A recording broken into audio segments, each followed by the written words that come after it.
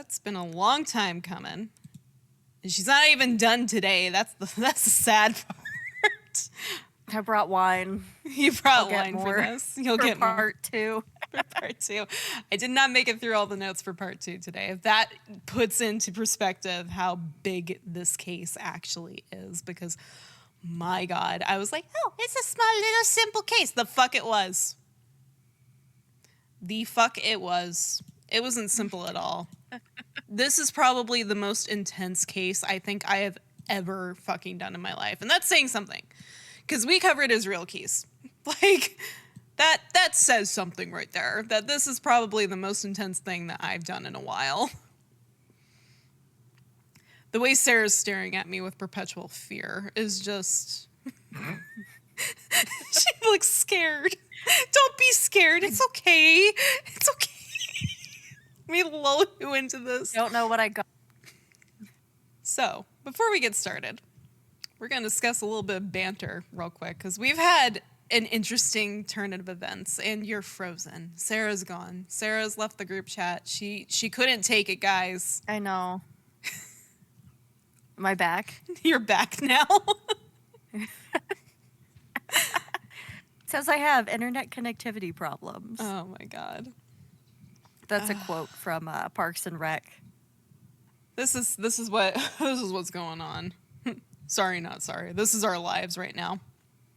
But anyway, so we posted our announcement that we were coming back, on the 9th of May? It is now the 31st. It is almost June, because I left for Eureka Springs for a weekend. I came back. I was like, yeah, we're going to get started. We're going to get this going. It's going to be great. It rained and thunderstormed for a solid week. I thought it was 2. Like almost 2 weeks, yeah. On my foot. Like it just would not stop. It was just continuously going. And at one point I'm like, maybe I should take this as a sign. Maybe we aren't meant to restart the podcast. Maybe I go back and delete that and go, double think my things. What's going on here? So I'm like, you know what? Whatever. I'm going to still get stuff done. We're going to get this case up because this is what I want to do. I'm not going to let weather get out of my way. I started this case going, oh, there will be a couple news articles. I Googled her name. And there was just pages upon pages upon pages of news articles. And then about, I want to say a couple days before we were going to record, I discovered that there's a docuseries on Netflix. So here I go hightailing over to Netflix. And then thunderstorms hit, which make it so I can't take notes on my good PC. I have to take them on my crappy little laptop, which she is just trucking along for dear life. Kind of sounding like, I don't know, the brave little toaster at this point. Like, I can do it, boss, and she really can't. She can't have more than 4 windows open, so it's been an interesting ride over there. So she's like a little old lady. She is. She's like struggling for her life back there. And I'm just like, it's okay. We have you on life support. We just can't take you off the power charger and move around very much. Because if we do, you'll die. Oh, that's how you know it's bad. That's how you know it's bad. The battery. Oh. When I've replaced the battery and she still dies in like 10 seconds. Not good. Anyways, so today rolls around. I'm like, I'm hammering through the notes that I have. I'm hammering through any other documents that I need to look up and see, like, to cite correctly in my source panel and make sure that things are lining up correctly. And I'm double checking and verifying things that the documentary is saying. And about, I don't know, 2 hours ago, an hour ago, we have a little cat in here. His name is Hellcat, HC for short. I'll have Mama post pictures of him. He got his manhood stolen away at the vet, so he's now garage bound until the near future and is standing on my altar. Sacrifice. He's coming back over. I'm scared. I'm scared because literally I said earlier today, I was like, I need to wipe my desk down. This cat must have been like, say less, bitch, because he grabbed a hold of my mouse pad when I went to pick him up and I flung tea everywhere. Perfect. I'm just like, this is great. So I had to wash both mouse pads and then wipe down the desk and then get my dad to come over here and like hold up the glass on the desk so we could wipe underneath that. He's coming back. Don't step on that. I love you, buddy. Silly Don't bingus. step on that. It's going to be an interesting recording session. I got an orange cat who obviously does not have the brain cell today. But yeah, no, that was today's events. So the events that took place like leading up in like during our hiatus or something that we'll discuss as like we go through episodes of this case. Try to get you guys caught up just a little bit more on what's going on in our world. Because it has been a shit show of epic proportions. Like, it has just been one thing after another, and I'm so glad that I started doing shadow work again, because I think I'd be in the insane asylums right now otherwise. Meow. Also, as note, the chickens have calmed down, but during this episode, you may occasionally hear some meows. You may occasionally hear some chirps. It is our background ambiance because I am still in the garage. Still recording out here. Don't have a studio with soundproofing, so apologies ahead of time if you hear the wildlife that exists out here with me, or Salem screaming from the trailer wondering why I'm not in bed. Let's get the show on the road, because you guys haven't had a case since, what, December? And I'm bringing you a big one. It's been a while. I'm bringing you a big one. No ifs, ands, or buts about it. So, while we understand that some individuals listen for the entertainment aspect of true crime, it's important to remember that these are real people with families and friends who may still be suffering from their loss. These stories are not meant to open old wounds or cause further emotional damage to those involved. We remind you, please be respectful and do not contact or dox people involved with cases. The case discussed on this podcast today may be disturbing to some listeners, and listener discretion is advised. As far as trigger warnings go, I think that we have a little bit of everything today. So there's going to be a minor involved case. There is talk of sexual assault, not in this part, but in a different part. There is also discussion of suicide. And there's discussion of pedophilia. Gross. Yes. We're not going to go into like depth on the pedophilia part, but it is something that is occurring or is presumed to be occurring. So we just want to put that in there as like a trigger warning for people. But anyways, now before I go into my notes on today's episode, I do want to note that a large amount of research for this case came from the Netflix docuseries Vatican Girl, alongside other articles that substantiate the things that are being stated within that series. So, like other cases that you've heard before on here, it might sound very familiar. I have paraphrased to the best of my ability. And as always, my references will be linked below, and it'll be taking you to our webpage where you can see all the references for all the podcast episodes. Also, apologies in advance. I may have sung arias in high school that were in Italian, but that was nearly fucking 10 years ago. My Italian's choppy at best, and even then, it wasn't great. So, Cynthia Vaughn, if you're listening, I'm sorry. I don't know how much of this stuck, and I hope that I don't butcher the language completely. We are definitely trying our best here, and you will probably hear Google Translate once in a great while, or how to pronounce things. So, just a heads up. That's coming. But, anyway, Sarah, are you ready? Do you have your cat? Do you have your snuggle companion? I do. Well, not really. He's gonna run away. He's gonna run away. I don't know where Hellcat's Yeah, he's at. got the zoomies. I'm hoping Hellcat just, like, falls asleep under my desk while I'm talking. but he's seeming like he wants to sit in my lap, and I'm like, dude, I don't know if you've got ticks on you or, oh, I'm sorry, baby. Or, oh God, what are they called? Fleas. I don't think they do. We treat our boys, but he might end up on my lap at some point, and I'm just going to have to deal with that. So, today we are going to talk about Emanuela Orlandi. So, Emanuela Orlandi was the fourth of 5 children in the Orlandi family. Natalina was the oldest, Pietro, the only boy, Federica, and then the youngest, Maria Cristina. Their parents were Ercole and Maria Orlandi. Her father worked as a clerk for the Vatican and organized papal audiences. So Emanuela was described as sweet, nice, and a overall down-to-earth type of girl who was a fan of pop music and loved Claudio Bagoloni. Once again, sorry, Italian's gonna get butchered just a little bit. But Emanuela also played the flute, piano, and sang in the choir. She also recently finished her 2nd year in high school and was preparing and likely excited to enter her 3rd year.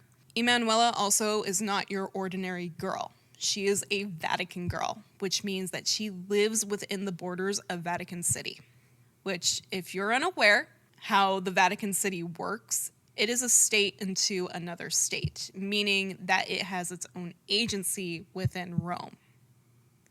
So the Vatican runs very similarly as described to like a monarchy, and the Pope is the king in this scenario. The borders of the Vatican City are roughly 0.2 square miles total, and it has a population of just 100 secular people.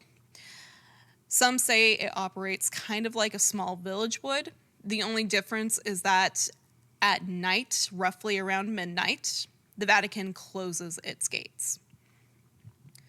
So from what I could find online regarding these gates reopening, in the morning, it sounds like most of the chapels open for viewing or touring around 7 to 9 p.m. So presumably, he just knocked my mic out of the way. Dude, come here. Oh, I know, I'm awful. Anyways. So it looks like most of the chapels open around 7 to 9 a.m. for tours. So presumably the city gates at max would open about 2 hours before that. So somewhere likely between 5 a.m. and 6 a.m. This is a presumption though, I might be a little off. So the Orlandi family has served the Vatican for hundreds of years and through 7 popes total. Many members of that family have spent their childhood and their lives within those walls. It was a hot day on June 22nd, 1983. That afternoon, Emanuela was supposed to be rehearsing for the end of the year school show. She was carrying her flute and a leather bag that she always wore on her shoulder. Due to the heat that day, she asked her brother Pietro to give her a lift to school.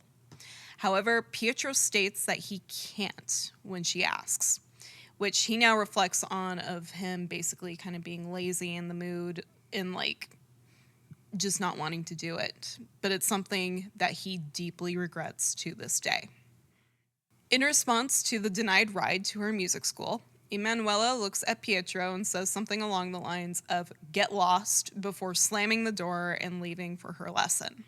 Emanuela's music school is located outside of Vatican City at the Saint Apollinaire complex in Rome.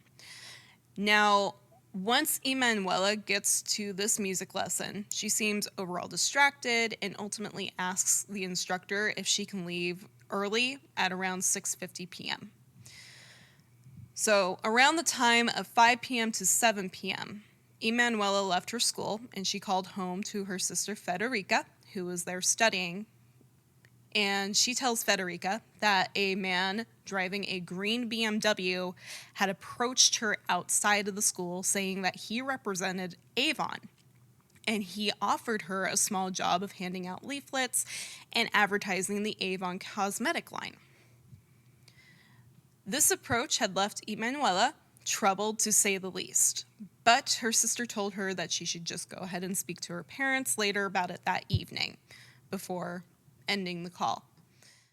Emanuela's friends said they watched her get on a bus where she began conversing with a red-headed female passenger as the bus departed.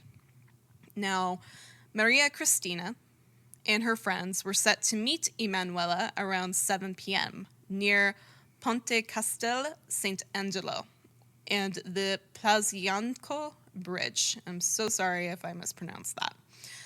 However, when Maria Cristina and her friends arrive, they wait for a little bit of time, a little bit longer, and Emanuela doesn't show up. It's around 7:30 to 7:35 p.m. when Maria Cristina just kind of basically figures Emanuela went home. Now, I gotta note that this is a time before cell phones, so nobody has a cell phone in everybody's hand like they do today. Like, you can't just ring up Emanuela and go, "Where are you at, sis? Why aren't you here?" You don't have cell phones like that. You don't have that connection like we have today. So when Maria Cristina goes home that evening, she walks in and immediately asks if Emanuela had made it back. And both parents go, "No, not yet. Why?" So Maria Cristina clarifies, "We were supposed to meet up, and she never showed. So I thought she'd already come home." By 9:30, the family is panicking because it is beyond the normal set hours for curfew in the Orlandi household. So the parents decide that they're going to go out and try to meet up with Emanuela on her route home and start looking around for her in the area. So while this is going on, Natalina, who stayed back at the apartment, begins calling hospitals to see if somebody had been brought in that matched Emanuela's description. When that turns up nothing, Natalina and Pietro go out to meet with their mom and dad, who were outside of Emanuela's music school. And immediately, that gut-wrenching feeling washes over all of them. Something is wrong. At this point, Irko, their father, decides it's time to file a missing persons report with the police department. However, when they get there, the police say that it's too early for them to file a report of her missing, and they turn them away. Which, I can't even begin to imagine that dreadful feeling that you know something's wrong, you know your child is missing, and the police turn you away. Not to mention the Vatican City gates close at midnight, which is drawing closer and closer as time ticks on. That's freaky. It's fucking scary. Yeah. Oh, yeah. Well, she could be gone. Like, it's been, probably 3 or 4 hours Oh, yeah. since she should have been home. Yeah, or since she should have met up with her friend. Her friends and her sister. That's a long time. Okay, so for reference, how far can you drive in 4 hours? In 4 hours, like in reference, like let's look back at Arizona because it's a bigger state. In 4 hours, I could probably be from Lake Havasu City to Central Phoenix in 4 hours. I could get from here to Grand Junction. And if we're talking like Fort smaller Collins areas, to Grand Junction. Like if we're talking Arkansas area, for instance, I could be out of the state in 4 hours. Less than 4 hours. Oh, yeah. I could be up to Wyoming in 1 hour. Like, in Italy. Is it as big as California? No, I don't think so. Yeah, so it's smaller than California. Yeah. Like a lot of people like Germany. Over in like the UK or the European Union, definitely like I've seen it on TikTok multiple times, like when Josh and Jace are like, "Oh, we'll just do a trip in like 4 hours across Texas." And it's like, that's not how Texas works. You could be in Texas for 12 plus hours. I know, I was about to say, you could drive 10 hours and still be in Texas. Yeah, exactly. And it's like... It could be its own country. when you look at the UK and Italy, because I've been to Italy, like I've gone to Venice. I went from being at a dock for like 30 minutes that was on the mainland, and then I'm in Venice, and I was able to walk that whole entire city within a couple of hours. Yeah. Oh, yeah. And Rome's small too. And then the Vatican City is teeny tiny. So, yeah. Not to mention, if she went missing in Rome, that's a whole entire different jurisdiction from Vatican City, too. So it's just layer upon layer upon layer of panic that I can only imagine this family is feeling at this point. Moving forward from this, Ercole is extremely worried and agitated, and he calls who I presume to be his brother-in-law, Mario Meneguzzi, who immediately comes over to the house with his son, Pietro Meneguzzi. From here, Pietro Meneguzzi, who knows Rome fairly well, tells Pietro Orlandi, look, Pietro, let's go look around Rome. So they head out on the back of Pietro Meneguzzi's motorcycle with a photo of Emanuela, and they start asking any people that they find on the street if they have seen her. During this search, Pietro Orlandi makes mention that it felt like he was living some kind of a nightmare. And he starts to go down the spiral of what happened to Emanuela. Is she okay? And ultimately, these thoughts just start to lead to darker areas, and he starts assuming the worst. Whereas Pietro Meneguzzi states that he was honestly convinced that Emanuela had been drugged at this point and likely taken. So, ultimately, this search turns up nothing. There's no sign of Emanuela, nothing. And the evening goes on until the next morning. So, that next morning, Natalina goes to the police department again to report her sister as a missing person. This time, she brought in a photo of Emanuela with her, and in her words, she recalls the officer assisting her saying, well, I wouldn't worry. She's not really all that pretty. At least not pretty enough to have been abducted. She probably just ran off of her own accord. I don't like that. I don't like that either. I actually got so mad at this point that I had to walk away from researching for a good 30 minutes to an hour because I was fuming.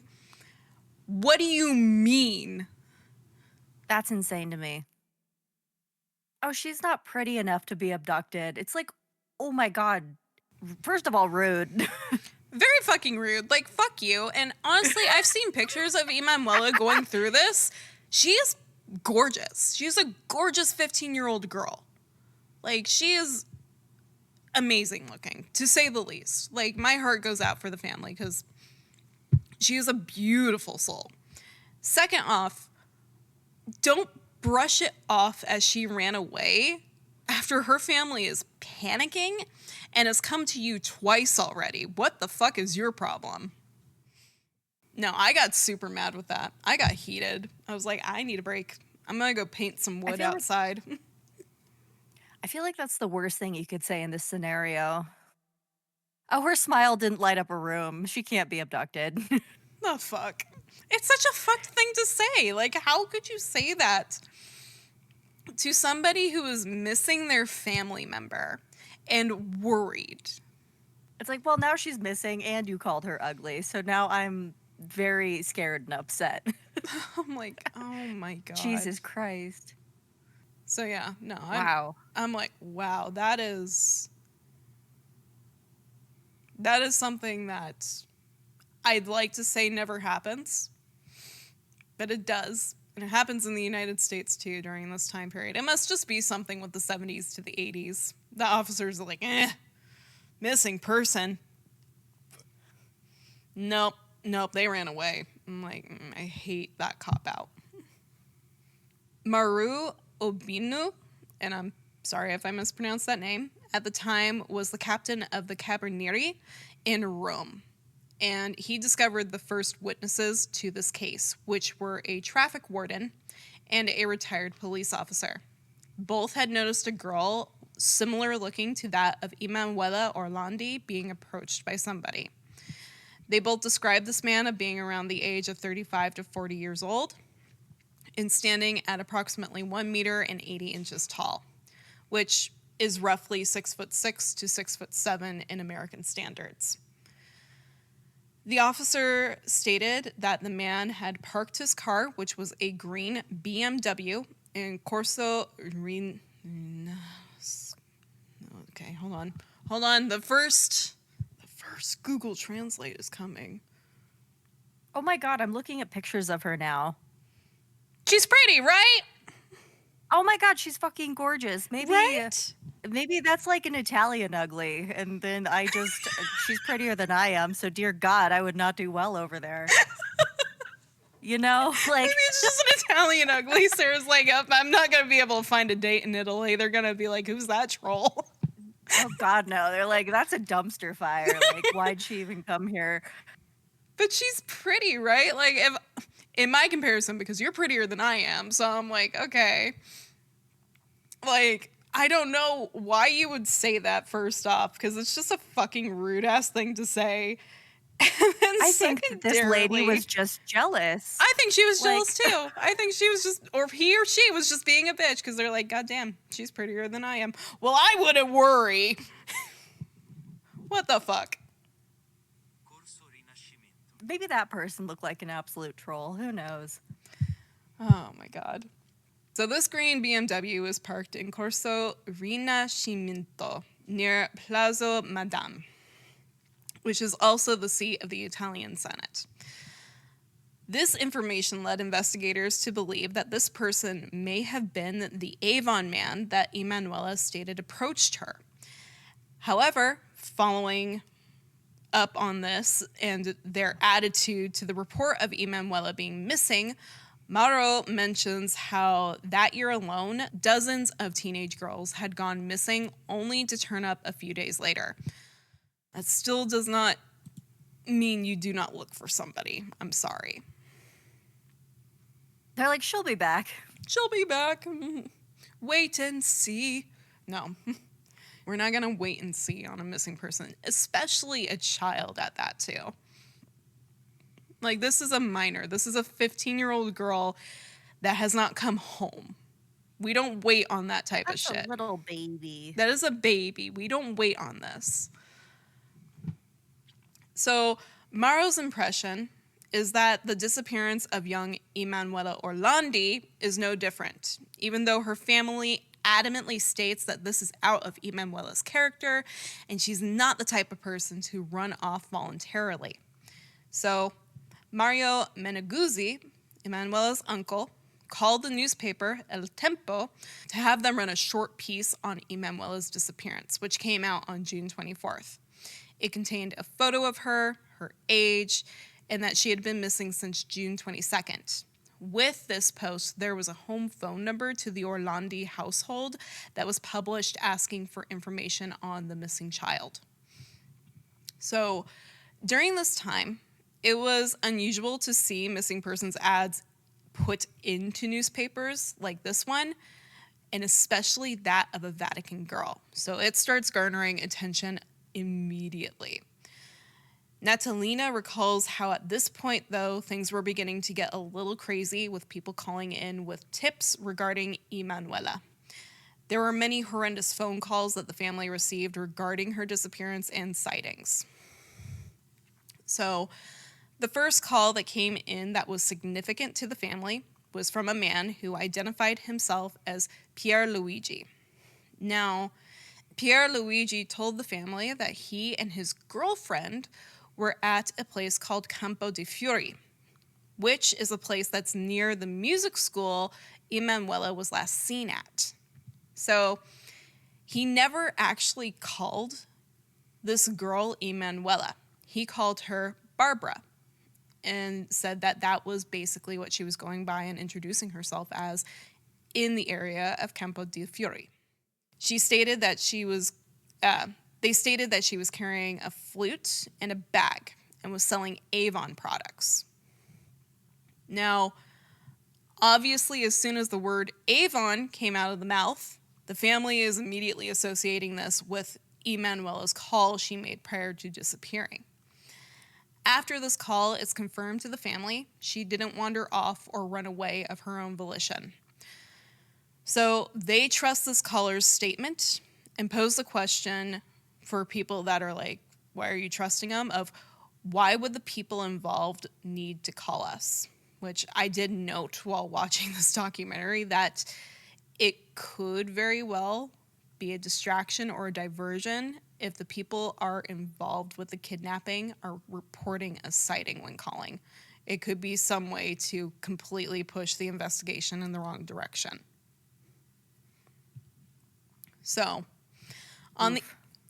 oof. Oof is right. So, on the evening of Sunday, June 26th, the family got a strange visit to their home. And I'm so sorry. Servicio per la Informancia y la Seguridad Democrática, or SIDES, SISDE. And that's what they shall remain for the rest of this podcast, the SISDE, which are basically the Secret Service agents in this scenario, come to their home.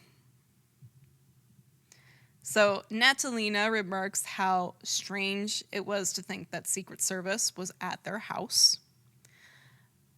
And at the beginning, they trusted everyone and everything going on. Like, they're thinking these people are here to help us.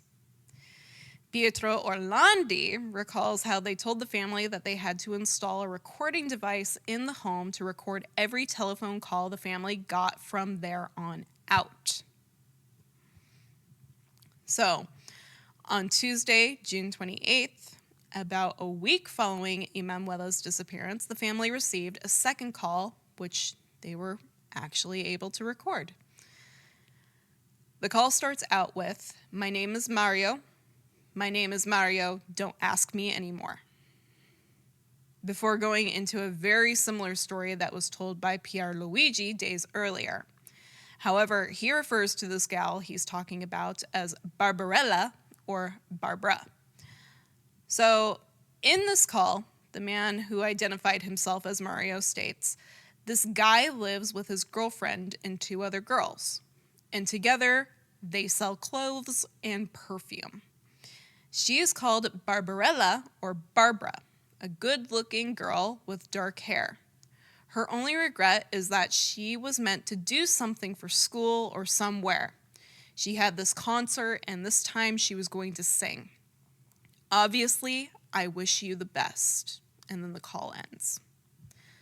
So That's suspicious. that's a little suspicious. Like, as soon as he's like, "Don't ask me anymore," I'm like, ooh.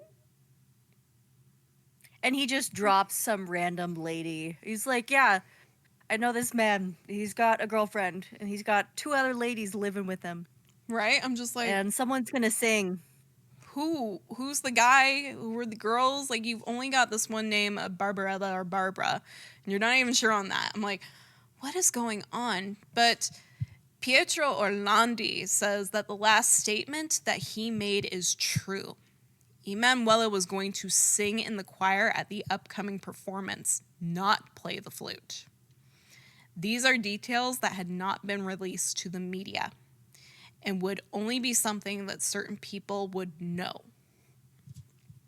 On the 29th of June, the family came up with this idea of making posters and pasting them throughout the streets of Rome.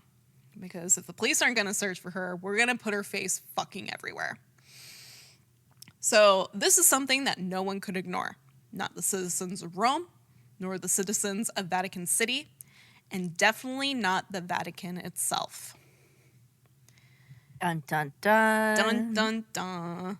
Now, like when they posted their phone number in the newspaper, after these posters go up, the family does begin receiving hundreds of prank and cryptic messages about their daughter, which ultimately lead nowhere. So hoping to help the situation, on July 3rd of 1983, 12 days after Emanuela's disappearance, Pope John Paul II makes an address. So every Sunday, the Pope would appear to the crowd in St. Peter's Square. During the reign of Pope John Paul II, these appearances would always garner enormous crowds. So just as a side note, these crowds aren't small. There's a huge amount of people, and usually it's televised. So on this day in July, the Pope appeared on the balcony to say a few words. More importantly, he said a few words about Emanuela Orlandi. I would like to express the heartfelt feelings with which I join the Orlandi family, who suffer for their 15-year-old daughter Emanuela, who has not returned home since Wednesday, 22nd June. I share the anxieties and the anguished trepidation of the parents. We will not lose hope in the spirit of humanity of those who are responsible in this case. Now, there's no full explanation as to why he'd spoken about Emanuela. People question if he was intervening or simply expressing sympathy for one of his citizens. It's a mystery, to say the least, or at least the beginnings of one.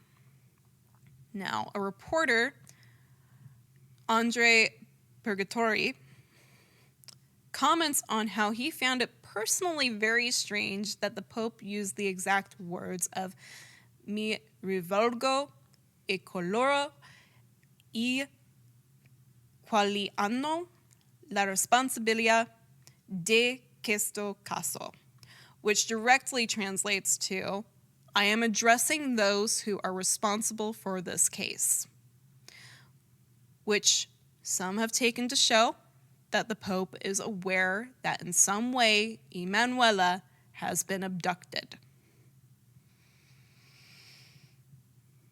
Meanwhile, the police are investigating something entirely different than an abduction.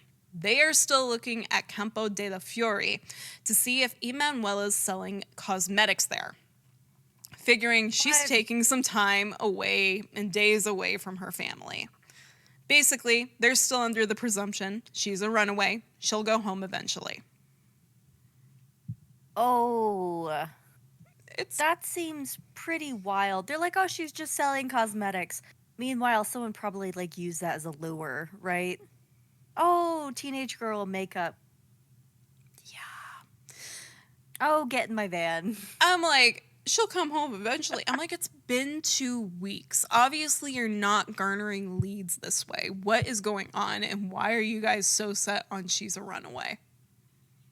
That's a long time for a kid to be away, like from their family. Like, I think one night would be horrifying. Statistically One wise, night actually. If you one don't night find, might be sleepover with friend, but yeah, sorry. No, you're good. Yeah. You're good. Statistically wise, I believe it's like within the first 24 hours of a child going missing, the likelihood of that child coming back alive drops significantly. Well, we already talked about how far away she could be in the first 4 hours of her being missing. Yeah. That's not good. That's not right. You guys should have more theories going than she's a simple runaway. Because that's not panning out to be a simple runaway. Especially like in runaway cases that you see here in the United States per se. When a child runs away from home, there is usually intent to go to either a safer location with a different family member, or the intent is to leave, but ultimately after such and such time, the intent is to return because it gets scary. Like, no child just runs away and then never comes back. Like, the intent usually isn't there to never come back. You know, I think especially when you're a teenager, you might just need, like, if things are bad at home, you might want you just need some space time. and get away. Yeah. But there's usually at some point that a child does the, okay, I need to go back home. Unless things at home are absolutely terrible. In which case, They're yeah, they probably might run not. away and fucking vanish. But for the most part, it's usually like I overreacted. I need to go back home. But her family sounds fine. It sounds normal. Yeah. Like Like, she was brought up in a very Catholic society and Catholic family. Yes, they're likely strict parents, but it's not like they don't love her. well, even with the sibling thing, like a Yeah. sibling wouldn't be like, "Yeah, I'm not gonna give you a ride." If things were bad at home, they Yeah. might like, band together and make a little like Lord of the Flies situation if things are bad. Like if things are bad, I wouldn't It expect it would be just to different. be one that goes missing. I would expect them to kind of go in a group. Yeah, yeah, that too. Lord of the Flies. Lure the flies into a group. Here we go. Get the hell out of here. But yeah, no, I don't think that sounds plausible. Plus, like having a worried phone call prior to all this happening is not a good look either. Like she called home because she was concerned and it freaked her out to be approached by somebody she did not know that wanted her to sell products. Like the red flags for her were going up. She called home because she was concerned. Do you know how concerned I think you have to be as a teenager to call home? Oh yeah. Because there are things that happened to Yeah. me as a teenager that's like, yeah, I got approached. I didn't think about any of it back then because I'm like, oh, it's just some stupid person, blah blah blah blah blah. I'm a teenager, I know better. Yeah. Versus like now I look back at that, I'm like, holy shit. Like for a teenager to be concerned enough to call home and say, hey, I'm a little freaked out by this, that's something. That's something big. Like somebody I mean, that's freaked her clearly out. something in this case. Like how I've definitely experienced the same thing. I think a lot of people can relate to that. People are just weird out there. And I don't think until I was an adult I ever felt it necessary to be like, "Hey, this is where I'm going to my parents." Exactly. But that's cuz nothing that bad happened. If I thought that like, "Oh, I'm going to be taken by this person," I would immediately call home Oh, and I'd tell them absolutely. what happened. So I think that I don't know, whatever feelings she was having were in the right place with this going on, Yeah. but the reaction was just a little too slow, right? Yeah. Yeah. Like I would expect if the police department believed that she was a runaway, it would be something that was discussed for a day or two. And then when she still didn't come home, I'd be like, maybe this isn't a runaway. Maybe we should I'd change our also angle. Yeah, well, I also feel like runaway should be circumstantial. Like, if Like, there's I something feel like like leading up to this, and like she has a yes. previous record of running away, and that's not to say that like the kids that do have records of running away, like for instance, I think Sophie Reeder had an instance of being a runaway, and she is missing still to this day. Like, it shouldn't be taken lightly still. It shouldn't be taken lightly at all when you think that, yeah, it's a runaway. It's not going to be anything super bad. No. If they don't come home after 48 hours, something is wrong. Well, I think when I said circumstantial, I was thinking like maybe in America, I don't know what they had over in Italy in like the 80s, but if like CPS had to visit the home at least once, that's circumstantial. And then I think from that point, it would be safe to presume that you could be looking for a runaway, but I don't think that that should be the first thing that you look for. Yeah, like it Like, is. There are circumstances leading up to this. Like there's a history of abuse. There's this, there's that, there's A, B, C, D, E, F, G. This all lines up for her being a runaway, but that's not here. exactly. So, what are they doing? Yeah. Why are you still at Oh Campo de no. Fiori? What are you doing? Exactly. Oh my gosh. So Pope John Paul II would go on to speak about Emanuela at least 8 more times in public addresses. Now, 2 days after the Pope makes this first address on July 3rd of 1983, the Orlandi family receives a call from a man who spoke Italian in a foreign accent that sounds American, similar to how I'm doing today.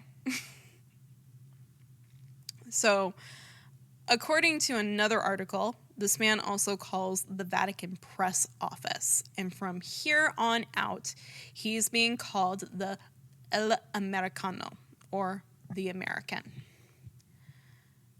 Now, the call started presumably with a man asking for Ercole or Mr. Orlandi before stating, "Listen carefully. We don't have much time. This is about your daughter. I spoke with your daughter tonight." The El Americano then plays a recording where a girl says the following: "School, National Boarding School, Vittorio Emanuele the second or two, National Boarding School, Vittorio Emanuele II. I should be in my 3rd year of high school next year. I should be in the 3rd year of high school next year." Pietro recalls how the family heard this voice recording, and there was no doubt in anyone's mind that it is Emanuela's voice. The American then proceeds to state, "You've already been contacted by 2 of our men, Pierluigi and Mario, which confirm the 2 previous callers' involvement with the disappearance." Okay, this is weird. This is weird now. It's gonna get This is like weird. international. It's Yeah, gonna this is get like weirder. international relations weird. It's gonna get weirder. We're not even close to weird yet, okay? We still got another at least 2 parts of weird to go through. Like, this is just baseline of what's going on the days after she vanished. Okay, but we're like 40 years away from World War II here. Mm-hmm. What's going on is in there the an 80s, American Sarah? man? Yeah, Cold War. But is that with Italia? Is We'll that get with the there. Italians? We'll get Oh, there. okay. So, Okay. Ercole desperately asks, "Is the girl okay? At least tell me that." To which the American starts with, "Look, don't worry. I can't put forward the," breaks off the sentence, and then finishes with, "I'm not authorized." What? I'm like, oh. I'm not authorized to share about this abduction. I don't know. Exactly. I'm like, oh, well, okay, sir. That's comforting. Guys. So Pietro Orlandi notes that he finds it absurd now that at the time that this call is going on and all this is happening, they don't have hatred for the man who says that he has taken Emanuela. In fact, they're treating him with respect. And alongside of this, his parents are actually pleased to have somebody saying, "We have Emanuela." Which, looking at this from my perspective and my personal opinion, I think that's more of relief talking than anything. It's relief of possibility of, oh God, she's alive. Like, she's not dead somewhere. And it's, if someone has her, she'll be safe as long as we play our cards right. That's what I get from that. Not so much as like, oh, we're grateful that you took her. No. I think it's more of the relief of, oh, thank God she's alive. Because at this point, she's been missing for a couple weeks. Like, she's been gone. Wow. So Ercole says, "I am infinitively grateful, but as you are so kind, please be good to Emanuela." And the American responds with, "My personal wishes are for this to end well." Which, as a follow-up, Ercole asks, "Do I need to do anything?" Obviously. And the American says, "Don't worry, officials will be in touch very soon." At this point, the call ends. And soon after, a deadline is set for July 20th, where this group has stated that they are ready to kill Emanuela unless the Italian authorities release Mehmet Ali Akça. What? That is absolutely insane. I have a hard time believing that they abducted some random girl in Vatican City just to release like prisoners of war. That is wild. Okay. This sounds like something that was maybe fueled by cocaine. Sounds like a Dan Brown novel. It really does. And the more that we go through this, the more wow. twisty-turny it gets. There's like someone does a line. They're like, let's just abduct some random girl from the Vatican to get him out. Like, it'll be fine. It's like, oh my gosh. It's bad. Why is Bobby walking on the balcony? That is the vibe. Yeah. Oh my gosh. So that doesn't sound real. We're going to talk a little bit why this might be a little bit more than what we think is real and not real. Because we're going to talk about Ali Akça.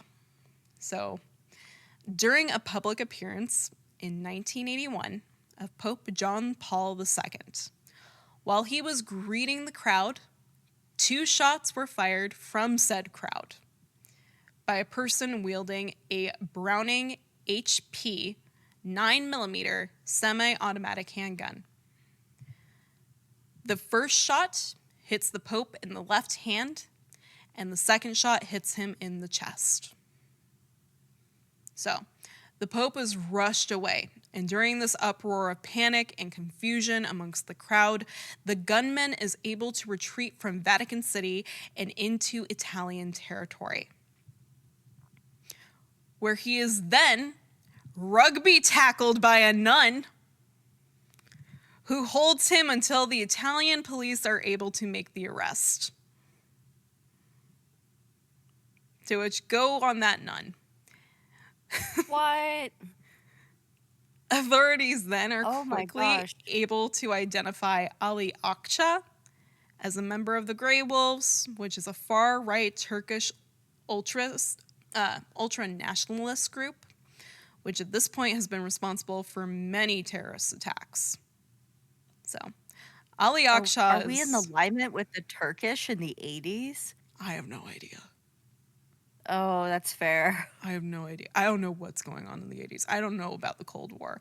Ask me about World War II. I can tell you all about it. I don't know what's going on in the Cold War. Do we all? I feel like we don't. No, I don't think anyone really knows what the fuck was happening there. So, if it turns out that Emanuela was taken as an effort to release the Pope's would-be assassin, that is a story that no one can ignore. And ultimately, no one does. Because this catapults the family and Emanuela's case not into just national media spotlight, but global media spotlight. Natalina mentions at this time that if this was about Ali Akça, we aren't going to see Emanuela again. Because this is so much bigger than the family, and it makes them feel entirely powerless to what is actually going on. So, we're going to drop down a couple days at a time to the deadline. 15 days until the deadline for the trade, the kidnappers call again, saying that they already have made instructions with the Agenzia Nazionale Stampa Associata, which is ANSA for short, which is the Italian press agency. They told them to go to a garbage can in Piazza del Parlamento, where they can find a package that proves that the girl is in their hands. Inside of this package was a photocopy of Emanuela's music school card ID. There was also a tuition payment. And most importantly, there was a handwritten message that had been photocopied in Emanuela's handwriting saying, "With much affection, your Emanuela." Pietro Orlandi notes that the family is sure that this is her handwriting and there's no doubts in their mind because her handwriting to them is unmistakable. But, like I said, this note is photocopied, meaning it does not prove that she is alive at the time that the package was delivered or the note was basically copied. It could have been copied off of something else that she's written in her own personal effects.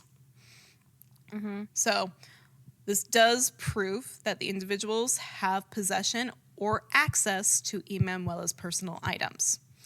This note was also analyzed to see if the writing was done in a state of emotional distress. And according to experts, it does not appear like it was, which leads me to believe that it's probably photocopied off of something else in her possession. So now authorities ask the family to basically reach out and establish proof of life with the kidnappers. Something to give definitive proof that Emanuela is still alive within their hands. So Mario Meneguzzi, Emanuela's uncle, launches a new appeal to the kidnappers over the news, stating, "There is no point in continually sending us letters, photocopied IDs, and continuing to tell us Emanuela is all right. These are not proofs of life." It's 12 days until the deadline for the trade of Ali Akça, and Ali Akça has decided to speak up. In a couple quick media recordings where Ali Akça is basically being transferred into what I presume to be a transport van to either a different penitentiary, possibly an interrogation room, he's being moved. So media has cameras in his face all the way over there. They're quickly asking questions about what he knows of Emanuela. And Ali Akça condemned the kidnapping of Emanuela Orlandi. He also goes on to state that he didn't try to kill the Pope for the Grey Wolves, but instead he was in contact with the Bulgarians and was acting on the orders of the KGB, which was the Soviet Union's secret service at that time. So this now brings the Russians into play. Okay. Well, that's more about what I know about the Cold War. That's closer to the Cold War territory. I'm like, yeah, that makes sense. And there is logic behind this because Pope John Paul II is Polish and was widely seen as a challenge to the Eastern Bloc in Poland, and by that, an extension, a challenge to Moscow. So now it seems like the Ali Akça having loose lips and starting to talk about his involvement with the KGB, it's possible that the abduction of Emanuela and the trade for him is so that the Soviet Union can have him freed and silenced forever. Now, interesting. The Orlandi family has gone from being just a small family to near the center of an international Cold War conspiracy, which Natalina comments on this as, "You're just a pawn in the hands of others." Which I kind of took that as being like, not sure if this is real or not, but it might be something that they're using as their cover to get what they want. They don't know if they have Emanuela Orlandi. They don't know if she's alive. Like, we're just a pawn to these people. Now, it's 3 days until the trade deadline. Another call comes into ANSA. And this time the American says, "We're going to give you another proof of life."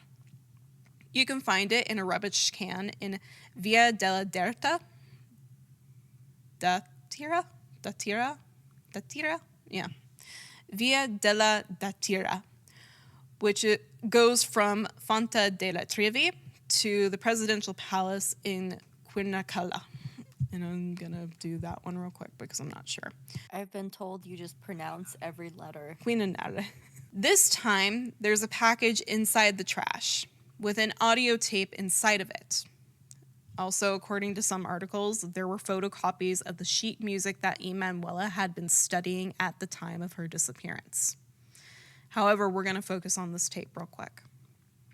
On one side of the tape was a message from the alleged kidnappers to release Ali Aksha in exchange for Emanuela. However, the second side had an absolutely blood-curdling, terrifying message.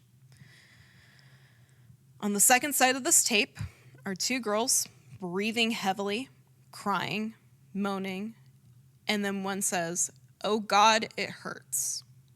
Oh God, why? Oh my God, yes. Oh God, why? Oh God, why? Oh God, God, it hurts." Why? Why? Okay. Why do they have to be torturing the girls in the process of like trying to get this prisoner released? I get they might want him out and they might like be insisting upon that, but that seems really extreme. It's Like I extreme. feel like there's not enough evidence. Like they haven't dropped, "Hey, let's meet here. Let's exchange people." They've just been feeding them this craziness. Now, the day of the deadline comes, and ultimately, the family is filled with a feeling of overwhelming dread.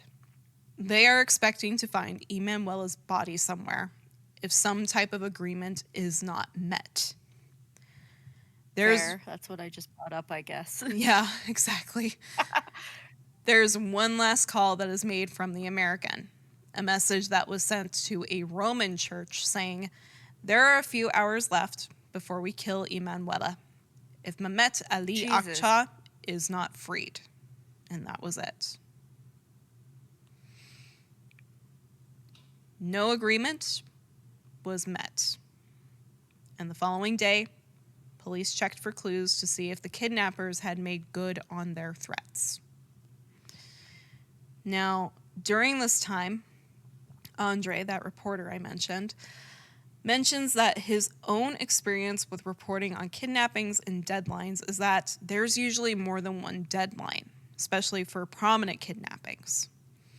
At this point, Emanuela has not been returned to the family dead, as the kidnappers claim she would be. So this gives them optimism to hold on to hope that they will see her again. I'm like, Oh my God. What if this was just an incredibly long, drawn out ruse? Oh, I hate that. What if this is just some psychopath sitting in his basement that knows way too much about fuck all? But like, oh God. we'll get into it. Uh, uh, It's not going to happen immediately, but we'll get into it. oh my God. So now they're waiting for a new demand to be made public by these kidnappers.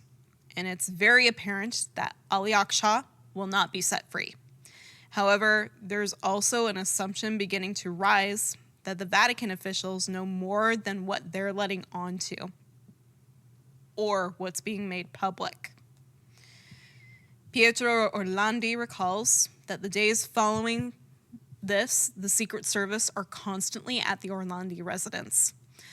But one day, the two agents arrive and say to the family, "This case is becoming really important, very big. It's too big for one family to handle. We want to relieve you of this burden of these phone calls. We think it's best for you to have the calls transferred to a legal firm in a lawyer's office." Now, ultimately, Ercole states, "Listen, there is no way that my family can pay for that." And quickly, the agents are like, "No, you don't have to worry about that. That's not your problem." And according to Pietro Orlandi, they never actually paid that lawyer. Like, his family never paid him. He doesn't know who paid him, but he serviced the Orlandi family. So following this, Mario Meneguzzi made another appearance in front of the media stating, "We, the Orlandi family, won't be answering the phone anymore. If any of you really have Emanuela, give some concrete proof to our sole representative, our lawyer, Gennaro Egidio. And I'm so sorry if I mispronounced that name. Okay, hold on a second. Things are kind of coming together for me. So they don't know whether or not it's like actually like a trade-off. It could just be some psychopath, It could. but he's placing things within the Vatican, right? So she could still be within the vicinity of the Vatican if it's just an individual. So maybe they never left, but That's a thought, yeah. Like, it could be that it's she's just a still thought. around. But the way that this is going on is like, I think with how this is kind of laying out is that they're starting to think that this might just be harassment calls. Yes. Like a way to harass the family into believing that, yeah, she's in danger, give us this. Or like do a push to get their actual wants and needs, but not actually give anything back. That's so bizarre. Now, I know there are psychopaths out there that are like capable of doing this, which is why I'm kind of leaning into that just a little bit. But it's so interesting. it's weird, especially when people insert themselves in the case. Like, there are many times in missing persons cases or even serial killer involved cases where people confess to things they did not commit. And it's just like, I don't understand why you would do that. Like, why do you want to be in trouble? I don't get it. Now, a quick Google search of Gennaro Egidio. His role has been described as mysterious, especially when he took on the Orlandi case, and it's never been clear as to who paid for his expenses. He was a known legal individual within Rome. However, he specializes in bankruptcy negotiations. Oh, weird. He has no experience whatsoever in terrorism, hostage negotiations, or criminal acts. Like, You'd think they'd have at least one, within the vicinity of the city. I'm It like, being the Vatican and all. That's a weird choice to make. It's a strange choice. Kind of a piss poor one, in my opinion. This guy's like, yeah, I did file for bankruptcy a few years ago. We're just going to set you up with my guy. We're just going to set you up with my guy. He filed for bankruptcy and helped me with like. that. He could definitely do terrorist negotiations. That's what it sounds like, though. I'm just like, oh my god, okay. So, Andre mentions how the call that comes first is usually followed up with negotiations and terms. However, going back to everything going on, that call for negotiations, terms, conditions that came from the American doesn't come until after the Pope speaks in St. Peter's Square on July 3rd. Another thing is that the caller never openly states the organization he is working with. The American only identifies Mario and Pierluigi as being members of his group. There's just a request being made. However, it's not clear as to who is making this request. So as far as authorities know at the time, there is no connection between the American and the Grey Wolves, or even this person being in Italy. On December 14th, 1983, the Orlandi's lawyer received the final call. Then there's silence. However, there are other articles that say the American went silent on October 27th of 1983. What was said in those calls, I'm not sure. Similar letters came in from other similar groups claiming that they also had Emanuela and she'd be released only if Ali Akça was also released from his life sentence.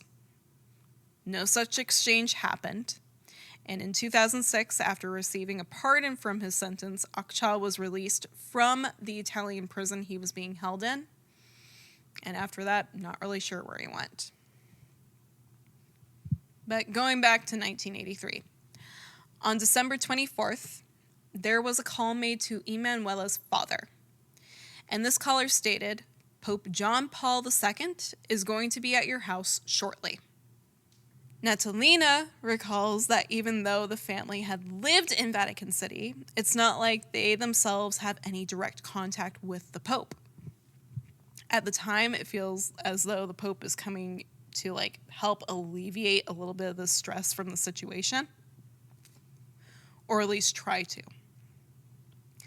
Federica remembers seeing the Pope at the door because that's not a very typical situation. It's like the king arriving at your house. And Pietro knows he came because of Emanuela. Overall, at this point, the family is very emotional.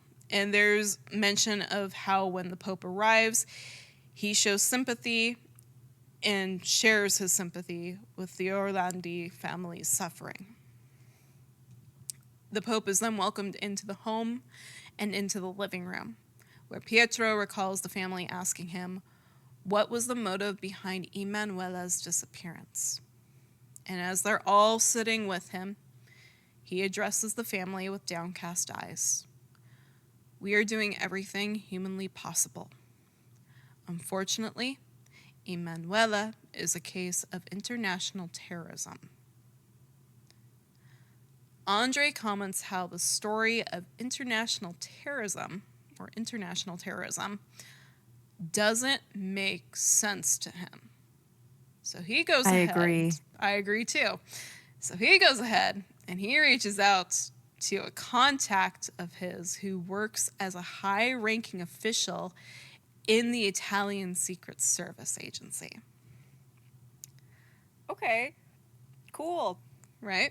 I'm like, yeah. Why not? Pull out that card. I'm like, you know what? If I had that connection, which, I mean, I kind of do in some areas, I'd be like, let me just pull this card out of my ass. Here we go.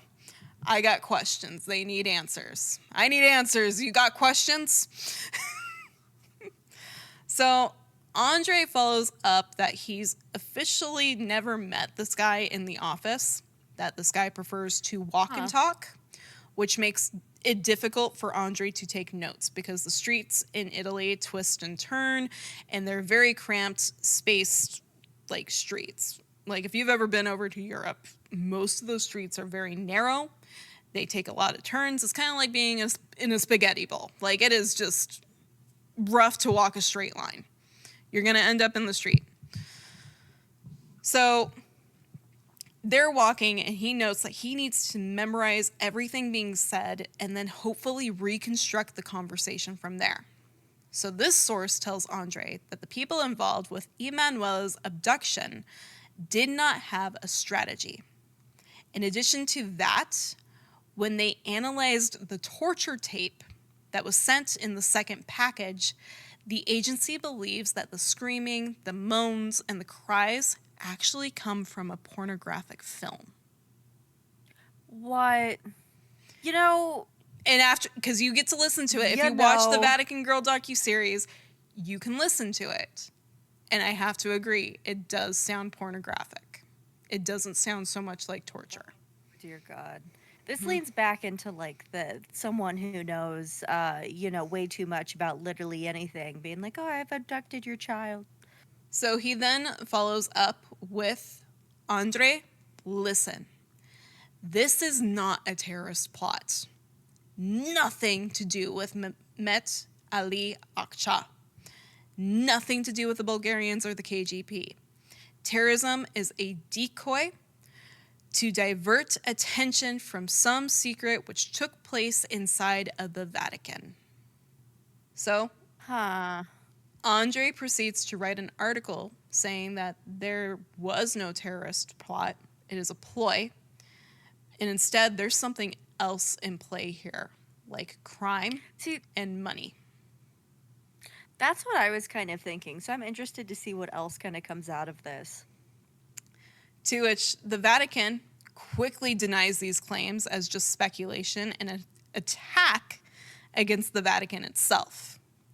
And the day after this article is published, Andre's editor says he can take a step back from the story, and it's no longer necessary for him to be covering this case.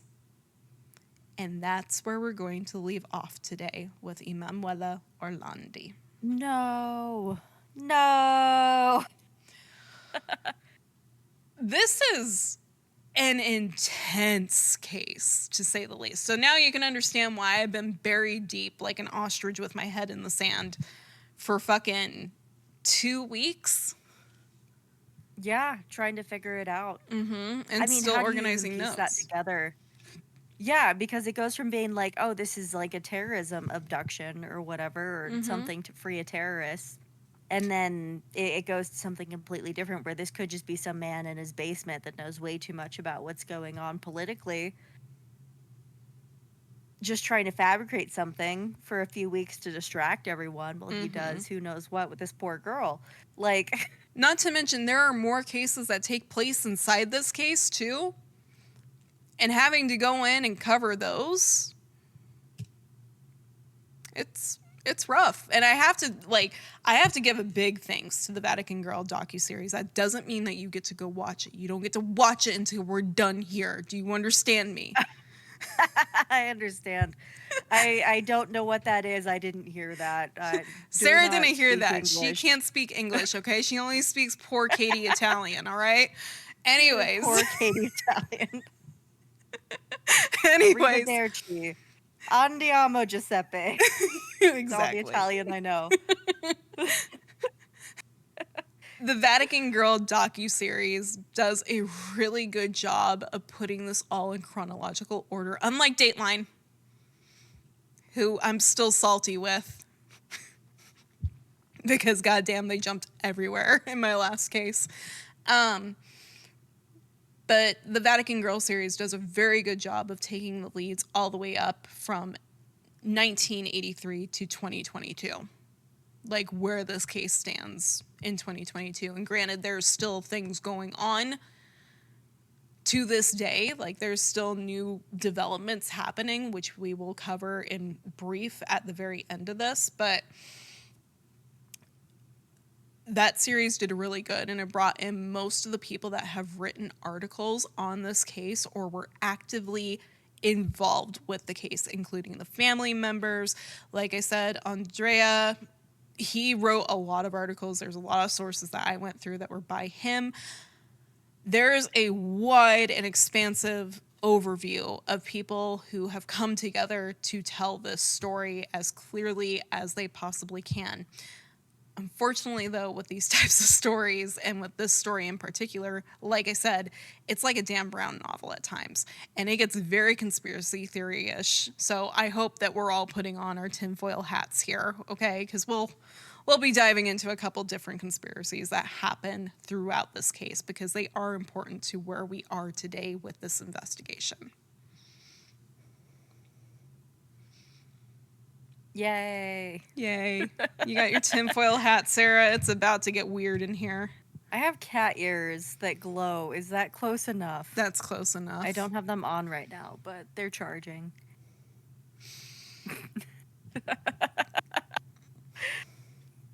So yeah, no, it has been a wild ride. Like you've just gotten a little taste of the not domestic terrorism, but international terrorism. A nun rugby tackling the terrorist. Police not doing their job.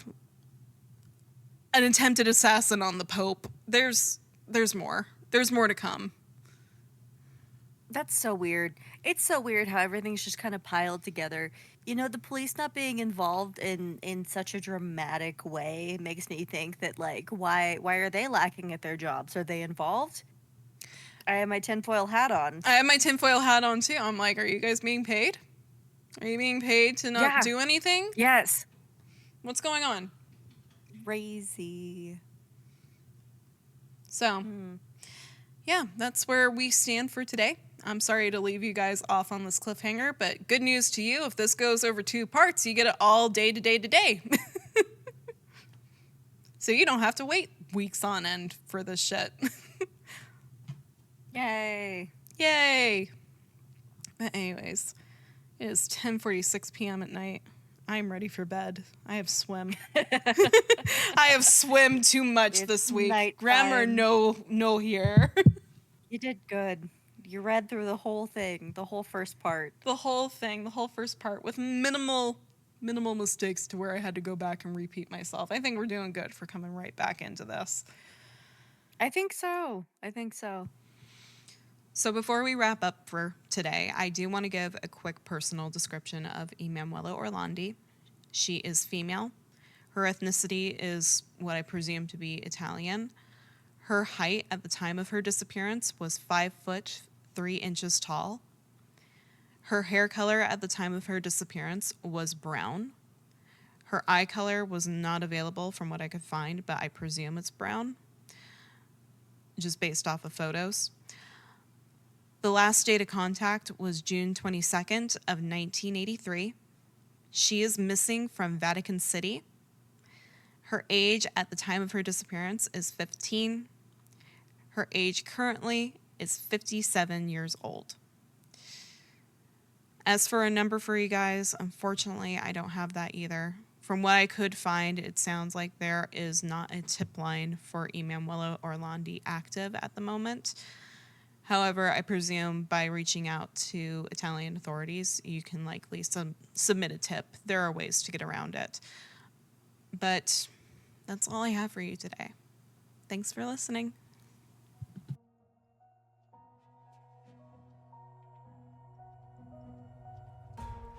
Thank you again for listening to Spattered. Please make sure to follow the show on Facebook and Instagram at Spattered Podcast and on X at Spattered Pod. If you're enjoying the show, make sure to follow and leave a 5-star rating on Spotify, Apple Podcasts, Amazon Music, or wherever you get your podcasts from. If you're watching on YouTube, like this video, subscribe, and ring the notification bell to be notified when the show goes live or drops a video. As always, if you have a case request, any questions, or are interested in sponsoring the show, please email me at spatteredpodcast@gmail.com.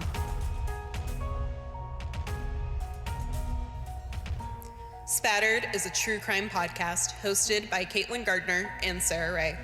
The research and edits for this episode were done by Caitlin Gardner. All the music for the show was done by Lucio Cardenas. We'll see you next time. Stay safe out there. And remember, the truth is always in the blood.